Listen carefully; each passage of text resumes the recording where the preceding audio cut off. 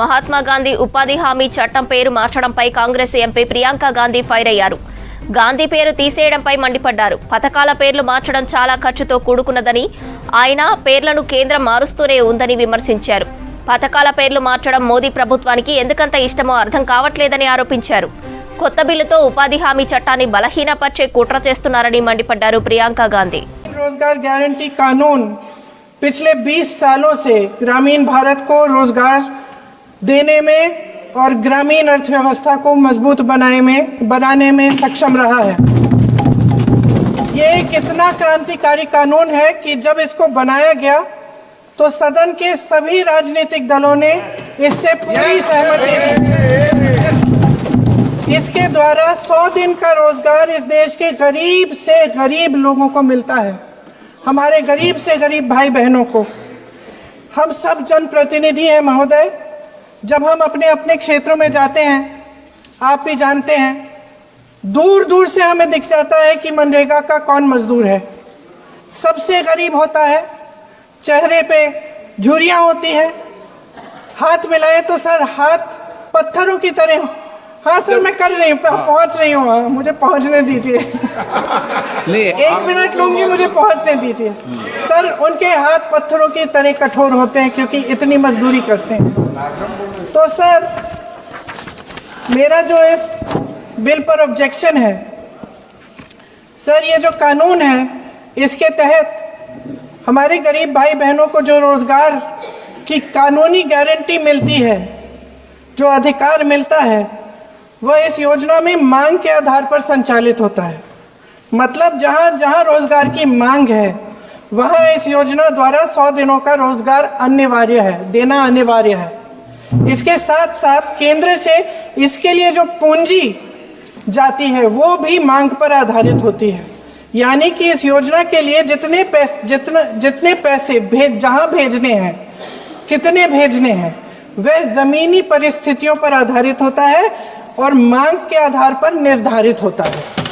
Sir इस विधेयक की अनुसूची 1 में उपनियम 4(1) और 4(2) द्वारा केंद्र को इजाजत दी गई है कि वे पहले से ही निर्धारित कर लें कि कितनी पूंजी कहां भेजी जाएगी।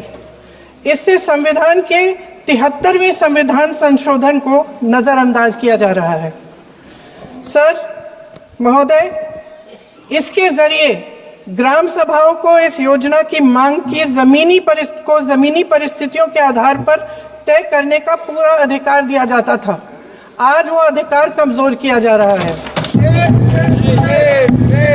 सर आखिर बात है, 1 मिनट सर, इस विधेयक द्वारा केंद्र का नियंत्रण बढ़ाया जा रहा है और जिम्मेदारी घटाई जा रही है। सर जो 100 दिन का अधिकार आपने 125 करने की बात की है, लेकिन इसमें वेतन की बढ़ोतरी, आपकी जो मजदूरी की बढ़ोतरी है, इसकी कोई बात नहीं है।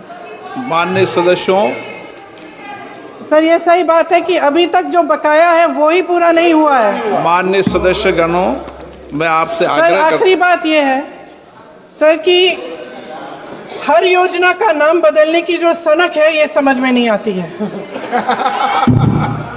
सर जब ये किया जाता है तो सरकार केंद्र को पैसे खर्चने पड़ते हैं। माननीय सदस्यों, मैं आपसे आग्रह करता हूं, ये सर आप पोस्टर रख दे नीचे। मैं ये रख दूं? नहीं, आप पीछे वाले माननीय सदस्य, आप 72 में नियम में विरोध कर दें आप। ठीक।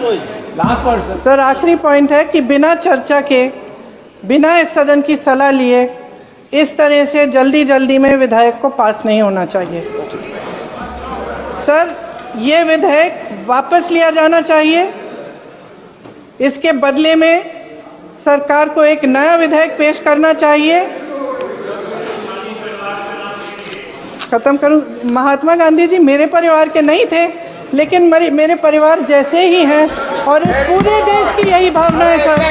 नो, सर इस पूरे देश की यही भावना है। नो, माननीय सर आखिरी